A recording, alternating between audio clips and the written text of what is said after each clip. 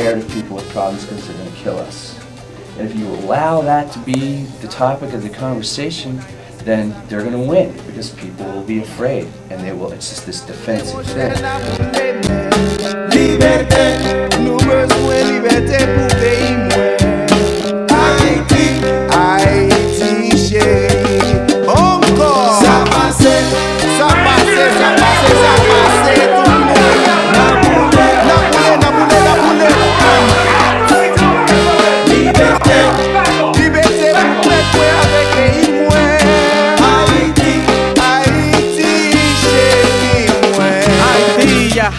Plantation on fire, set ablaze by boot mine 100,000 slaves and those unafraid who heard through the wire. You inspired Denmark, Bessie, and Nat Turner. Countless rebellions with machetes and burners. Maroons armed in their own farms with a village on top of them. We started with public employment because we believed that we had a little bit of leverage with elected officials because we can vote. We do represent an important constituency in the community, and because there is a crisis in the prison.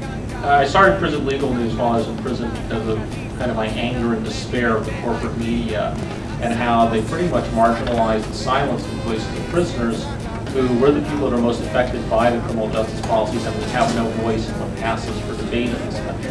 So look for those connections between community and correction officers and sort of look for the, sort of map out almost the points of connection and almost like doing a survey.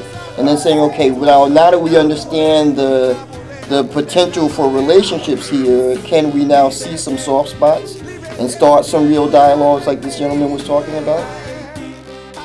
Every population that there is, that the such and such community in America, there's a direct relationship between like military intervention, economic oppression that went on in that country, and we can like name dates and names and all that stuff. It's public knowledge for those of us who do know. So it's in a way the system's own fault that they have problems with the Dominican community or the Iraqi community or the Mexican community, and we just feel that people should be allowed to work and live like anybody else and have basic human rights protections.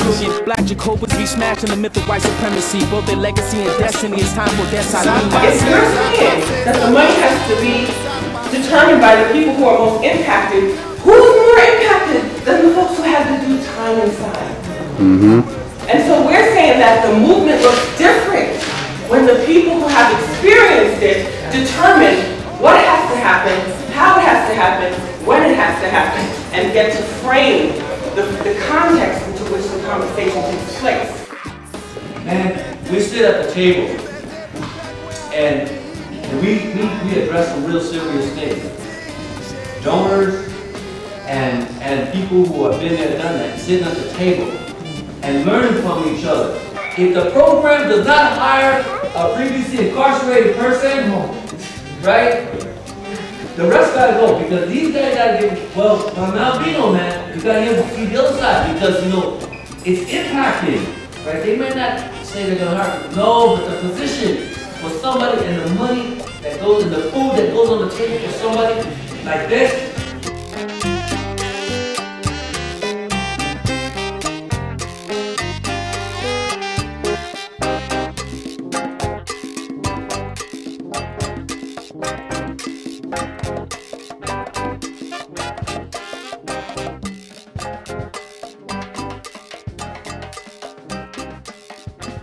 That was awesome. Woo!